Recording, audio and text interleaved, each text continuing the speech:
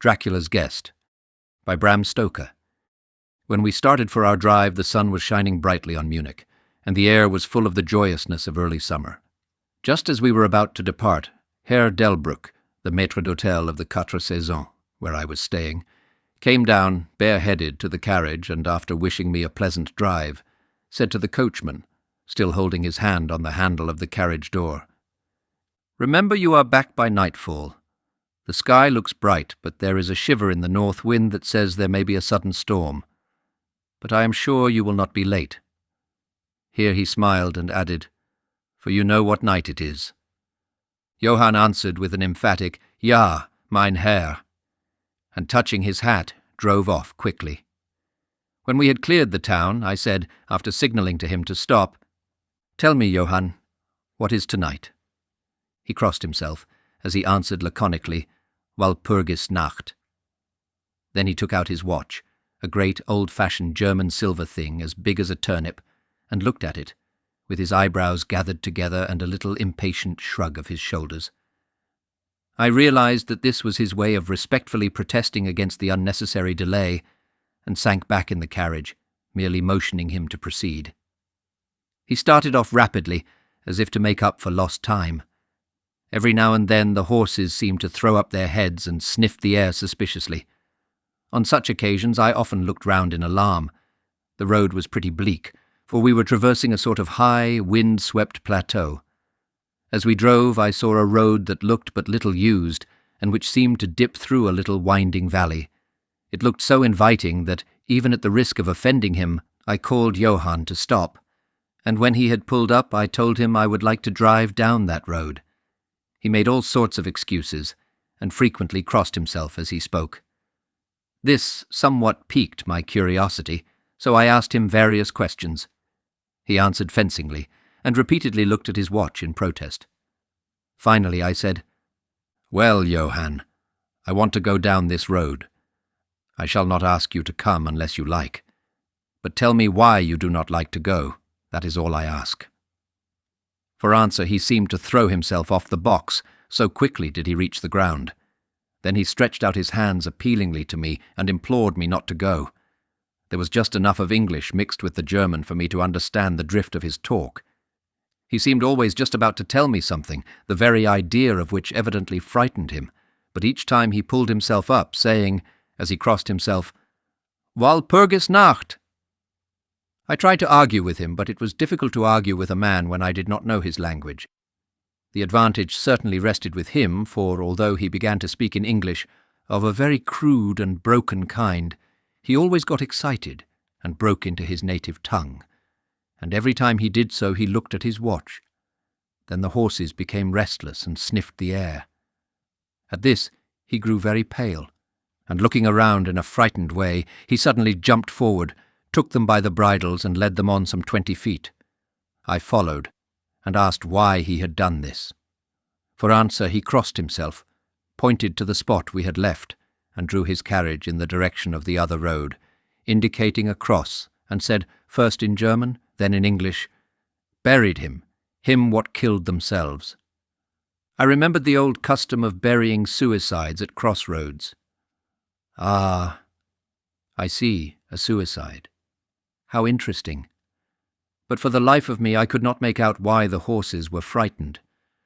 Whilst we were talking we heard a sort of sound between a yelp and a bark. It was far away, but the horses got very restless, and it took Johann all his time to quiet them. He was pale and said, "It sounds like a wolf, but yet there are no wolves here now." "No," I said, questioning him. "Isn't it long since the wolves were so near the city?" "Long, long," he answered, "in the spring and summer, but with the snow the wolves have been here not so long." Whilst he was petting the horses and trying to quiet them, dark clouds drifted rapidly across the sky. The sunshine passed away, and a breath of cold wind seemed to drift past us. It was only a breath, however, and more in the nature of a warning than a fact, for the sun came out brightly again. Johann looked under his lifted hand at the horizon and said, "The storm of snow, he comes before long time." Then he looked at his watch again, and straightway, holding his reins firmly, for the horses were still pawing the ground restlessly and shaking their heads. He climbed to his box as though the time had come for proceeding on our journey. I felt a little obstinate and did not at once get into the carriage. "Tell me," I said, "about this place where the road leads," and I pointed down. Again he crossed himself and mumbled a prayer before he answered, "It is unholy." "What is unholy?" I inquired. "The village." "Then there is a village?" No. No one lives there hundreds of years." My curiosity was piqued. "But you said there was a village?" "There was. Where is it now?" Whereupon he burst out into a long story in German and English, so mixed up that I could not quite understand exactly what he said, but roughly I gathered that long ago, hundreds of years, men had died there and been buried in their graves, and sounds were heard under the clay, and when the graves were opened, men and women were found rosy with life, and their mouths red with blood. And so, in haste to save their lives, aye, and their souls, and here he crossed himself, those who were left fled away to other places, where the living lived, and the dead were dead, and not something. He was evidently afraid to speak the last words. As he proceeded with his narration, he grew more and more excited. It seemed as if his imagination had got hold of him, and he ended in a perfect paroxysm of fear, white-faced, perspiring, trembling and looking round him, as if expecting that some dreadful presence would manifest itself there in the bright sunshine on the open plain. Finally, in an agony of desperation, he cried, "Walpurgis Nacht!" and pointed to the carriage for me to get in. All my English blood rose at this, and standing back I said, "You are afraid, Johann, you are afraid. Go home. I shall return alone. The walk will do me good." The carriage door was open. I took from the seat my oak walking stick, which I always carry on my holiday excursions, and closed the door, pointing back to Munich, and said, "Go home, Johann. Walpurgis Nacht doesn't concern Englishmen." The horses were now more restive than ever, and Johann was trying to hold them in, while excitedly imploring me not to do anything so foolish. I pitied the poor fellow. He was deeply in earnest, but all the same I could not help laughing. His English was quite gone now. In his anxiety he had forgotten that his only means of making me understand was to talk my language, so he jabbered away in his native German. It began to be a little tedious. After giving the direction, "Home," I turned to go down the crossroad into the valley. With a despairing gesture, Johann turned his horses towards Munich. I leaned on my stick and looked after him. He went slowly along the road for a while. Then there came over the crest of the hill a man tall and thin. I could see so much in the distance. When he drew near the horses, they began to jump and kick about, then to scream with terror. Johann could not hold them in. They bolted down the road, running away madly. I watched them out of sight, then looked for the stranger, but I found that he too was gone. With a light heart I turned down the side road through the deepening valley to which Johann had objected. There was not the slightest reason that I could see for his objection, and I dare say I tramped for a couple of hours without thinking of time or distance, and certainly without seeing a person or a house. So far as the place was concerned, it was desolation itself. But I did not notice this particularly till, on turning a bend in the road, I came upon a scattered fringe of wood. Then I recognized that I had been impressed unconsciously by the desolation of the region through which I had passed. I sat down to rest myself, and began to look around. It struck me that it was considerably colder than it had been at the commencement of my walk. A sort of sighing sound seemed to be around me, with now and then, high overhead, a sort of muffled roar. Looking upwards, I noticed that great thick clouds were drifting rapidly across the sky from north to south at a great height. There were signs of coming storm in some lofty stratum of the air. I was a little chilly, and thinking that it was the sitting still after the exercise of walking, I resumed my journey. The ground I passed over was now much more picturesque. There were no striking objects that the eye might single out, but in all there was a charm of beauty. I took little heed of time, and it was only when the deepening twilight forced itself upon me that I began to think of how I should find my way home. The brightness of the day had gone. The air was cold, and the drifting of clouds high overhead was more marked. They were accompanied by a sort of far-away rushing sound, through which seemed to come at intervals that mysterious cry which the driver had said came from a wolf. For a while I hesitated. I had said I would see the deserted village, so on I went, and presently came on a wide stretch of open country, shut in by hills all around. Their sides were covered with trees which spread down to the plain, dotting in clumps the gentler slopes and hollows which showed here and there. I followed with my eye the winding of the road, and saw that it curved close to one of the densest of these clumps and was lost behind it. As I looked, there came a cold shiver in the air, and the snow began to fall. I thought of the miles and miles of bleak country I had passed, and then hurried on to seek the shelter of the wood in front. Darker and darker grew the sky, and faster and heavier fell the snow, till the earth before and around me was a glistening white carpet, the further edge of which was lost in misty vagueness. The road was here but crude, and when on the level its boundaries were not so marked as when it passed through the cuttings, and in a little while I found that I must have strayed from it, for I missed underfoot the hard surface, and my feet sank deeper in the grass and moss. Then the wind grew stronger and blew with ever-increasing force, till I was fain to run before it. The air became icy cold, and in spite of my exercise I began to suffer. The snow was now falling so thickly and whirling around me in such rapid eddies that I could hardly keep my eyes open. Every now and then the heavens were torn asunder by vivid lightning, and in the flashes I could see ahead of me a great mass of trees, chiefly yew and cypress, all heavily coated with snow. I was soon amongst the shelter of the trees, and there in comparative silence I could hear the rush of the wind high overhead. Presently the blackness of the storm had become merged in the darkness of the night. By and by the storm seemed to be passing away. It now only came in fierce puffs or blasts. At such moments the weird sound of the wolf appeared to be echoed by many similar sounds around me. Now and again, through the black mass of drifting cloud, came a straggling ray of moonlight, which lit up the expanse and showed me that I was at the edge of a dense mass of cypress and yew trees. As the snow had ceased to fall, I walked out from the shelter and began to investigate more closely.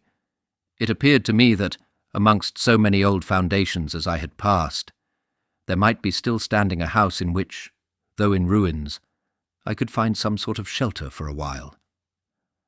As I skirted the edge of the copse, I found that a low wall encircled it, and following this, I presently found an opening. Here the cypresses formed an alley leading up to a square mass of some kind of building. Just as I caught sight of this, however, the drifting clouds obscured the moon, and I passed up the path in darkness. The wind must have grown colder, for I felt myself shiver as I walked, but there was hope of shelter, and I groped my way blindly on. I stopped, for there was a sudden stillness. The storm had passed, and perhaps in sympathy with nature's silence my heart seemed to cease to beat. But this was only momentarily, for suddenly the moonlight broke through the clouds, showing me that I was in a graveyard, and that the square object before me was a great massive tomb of marble, as white as the snow that lay on and all around it. With the moonlight there came a fierce sigh of the storm, which appeared to resume its course with a long, low howl, as of many dogs or wolves. I was awed and shocked, and felt the cold perceptibly grow upon me till it seemed to grip me by the heart. Then, while the flood of moonlight still fell on the marble tomb, the storm gave further evidence of renewing, as though it was returning on its track. Impelled by some sort of fascination, I approached the sepulchre to see what it was, and why such a thing stood alone in such a place. I walked around it and read, over the Doric door, in German, Countess Dollingen of Gratz, in Styria, sought and found death, 1801. On the top of the tomb, seemingly driven through the solid marble, for the structure was composed of a few vast blocks of stone, was a great iron spike or stake. On going to the back I saw, graven in great Russian letters, "The dead travel fast." There was something so weird and uncanny about the whole thing that it gave me a turn and made me feel quite faint. I began to wish, for the first time, that I had taken Johann's advice. Here a thought struck me, which came under almost mysterious circumstances and with a terrible shock. This was Walpurgis Night. Walpurgis Night, when, according to the belief of millions of people, the devil was abroad, when the graves were opened and the dead came forth and walked, when all evil things of earth and air and water held revel. This very place the driver had specially shunned. This was the depopulated village of centuries ago. This was where the suicide lay. And this was the place where I was alone, unmanned, shivering with cold in a shroud of snow, with a wild storm gathering again upon me.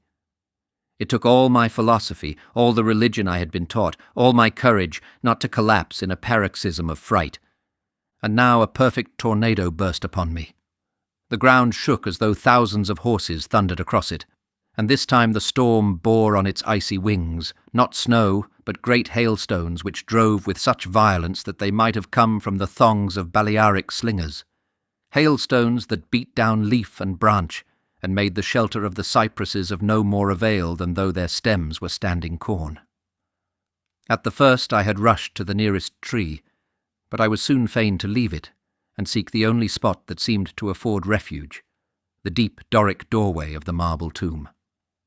There, crouching against the massive bronze door, I gained a certain amount of protection from the beating of the hailstones, for now they only drove against me as they ricocheted from the ground and the side of the marble. As I leaned against the door, it moved slightly and opened inwards.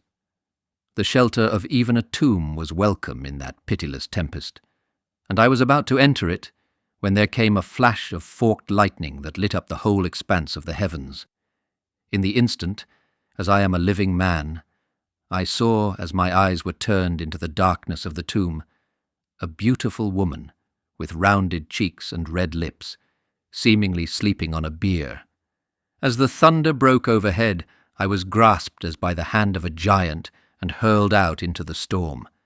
The whole thing was so sudden that before I could realize the shock, moral as well as physical, I found the hailstones beating me down. At the same time I had a strange, dominating feeling that I was not alone. I looked towards the tomb. Just then there came another blinding flash, which seemed to strike the iron stake that surmounted the tomb and to pour through to the earth, blasting and crumbling the marble as in a burst of flame. The dead woman rose for a moment of agony, while she was lapped in the flame, and her bitter scream of pain was drowned in the thunder crash. The last thing I heard was this mingling of dreadful sound, as again I was seized in the giant grasp and dragged away, while the hailstones beat on me, and the air around seemed reverberant with the howling of wolves. The last sight that I remembered was a vague, white, moving mass, as if all the graves around me had sent out the phantoms of their sheeted dead, and that they were closing in on me through the white cloudiness of the driving hail. Gradually there came a sort of vague beginning of consciousness, then a sense of weariness that was dreadful. For a time I remembered nothing, but slowly my senses returned. My feet seemed positively racked with pain, yet I could not move them. They seemed to be numbed. There was an icy feeling at the back of my neck and all down my spine, and my ears, like my feet, were dead, yet in torment. But there was in my breast a sense of warmth which was, by comparison, delicious. It was as a nightmare, a physical nightmare, if one may use such an expression, for some heavy weight on my chest made it difficult for me to breathe. This period of semi-lethargy seemed to remain a long time, and as it faded away I must have slept or swooned. Then came a sort of loathing, like the first stage of seasickness, and a wild desire to be free from something, I knew not what. A vast stillness enveloped me, as though all the world were asleep or dead, only broken by the low panting as of some animal close to me. I felt a warm rasping at my throat. Then came a consciousness of the awful truth, which chilled me to the heart and sent the blood surging up through my brain. Some great animal was lying on me and now licking my throat. I feared to stir, for some instinct of prudence bade me lie still. But the brute seemed to realize that there was now some change in me, for it raised its head. Through my eyelashes I saw above me the two great flaming eyes of a gigantic wolf. Its sharp, white teeth gleamed in the gaping red mouth, and I could feel its hot breath fierce and acrid upon me. For another spell of time I remembered no more. Then I became conscious of a low growl, followed by a yelp, renewed again and again. Then, seemingly very far away, I heard a holloa, holloa, as of many voices calling in unison. Cautiously I raised my head and looked in the direction whence the sound came, but the cemetery blocked my view. The wolf still continued to yelp in a strange way, and a red glare began to move round the grove of cypresses as though following the sound. As the voices drew closer, the wolf yelped faster and louder. I feared to make either sound or motion. Nearer came the red glow over the white pall which stretched into the darkness around me. Then all at once, from beyond the trees, there came at a trot a troop of horsemen bearing torches. The wolf rose from my breast and made for the cemetery. I saw one of the horsemen, soldiers by their caps and their long military cloaks, raise his carbine and take aim. A companion knocked up his arm, and I heard the ball whiz over my head. He had evidently taken my body for that of the wolf. Another sighted the animal as it slunk away, and a shot followed. Then, at a gallop, the troop rode forward, some towards me, others following the wolf as it disappeared amongst the snow-clad cypresses. As they drew nearer, I tried to move, but was powerless, although I could see and hear all that went on around me. 2 or 3 of the soldiers jumped from their horses and knelt beside me. One of them raised my head and placed his hand over my heart. "Good news, comrades," he cried. "His heart still beats." Then some brandy was poured down my throat. It put vigour into me, and I was able to open my eyes fully and look around. Lights and shadows were moving among the trees, and I heard men call to one another. They drew together, uttering frightened exclamations, and the lights flashed as the others came pouring out of the cemetery pell-mell like men possessed. When the further ones came close to us, those who were around me asked them eagerly, "Well, have you found him?"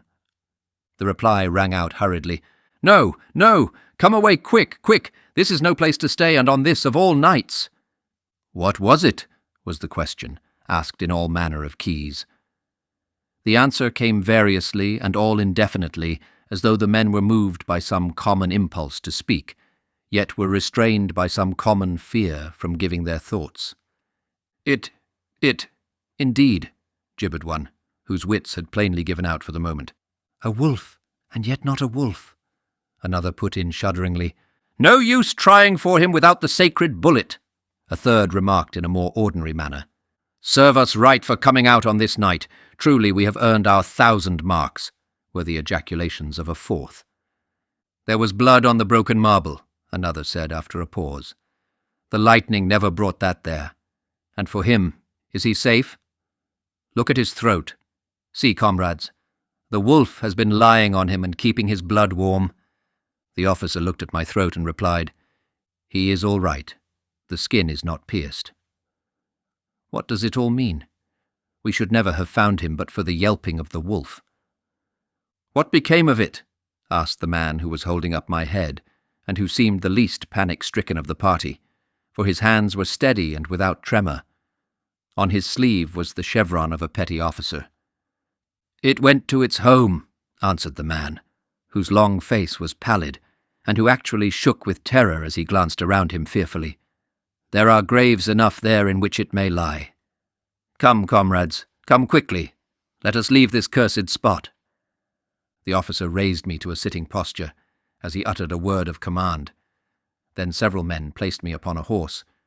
He sprang to the saddle behind me, took me in his arms, gave the word to advance, and turning our faces away from the cypresses, we rode away in swift military order. As yet my tongue refused its office, and I was perforce silent.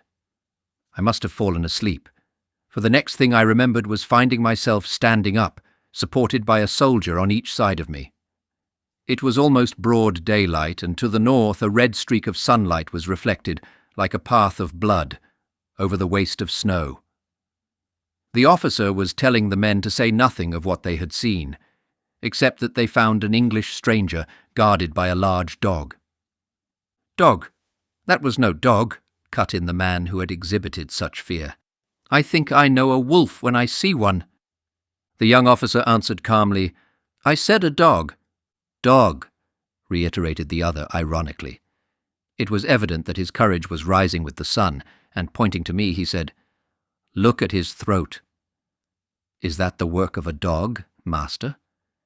Instinctively I raised my hand to my throat, and as I touched it I cried out in pain. The men crowded round to look, some stooping down from their saddles, and again there came the calm voice of the young officer. "A dog," as I said. If aught else were said, we should only be laughed at. I was then mounted behind a trooper, and we rode on into the suburbs of Munich. Here we came across a stray carriage, into which I was lifted, and it was driven off to the Quatre Saisons, the young officer accompanying me, whilst a trooper followed with his horse, and the others rode off to their barracks. When we arrived, Herr Delbrück rushed so quickly down the steps to meet me that it was apparent he had been watching within. Taking me by both hands, he solicitously led me in. The officer saluted me and was turning to withdraw when I recognized his purpose, and insisted that he should come to my rooms.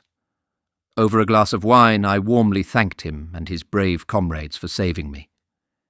He replied simply that he was more than glad, and that Herr Delbrück had at the first taken steps to make all the searching party pleased, at which ambiguous utterance the maître d'hôtel smiled, while the officer pleaded duty and withdrew. "But Herr Delbrück," I inquired, "how and why was it that the soldiers searched for me?" He shrugged his shoulders, as if in depreciation of his own deed, as he replied, "I was so fortunate as to obtain leave from the commander of the regiment in which I served to ask for volunteers." "But how did you know I was lost?" I asked. "The driver came hither with the remains of his carriage, which had been upset when the horses ran away." "But surely you would not send a search party of soldiers merely on this account?" "Oh, no," he answered. "But even before the coachman arrived I had this telegram from the boyar whose guest you are." And he took from his pocket a telegram which he handed to me, and I read, "Bistritz, be careful of my guest. His safety is most precious to me.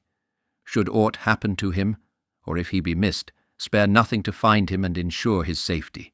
He is English, and therefore adventurous. There are often dangers from snow and wolves and night. Lose not a moment if you suspect harm to him. I answer your zeal with my fortune. Dracula."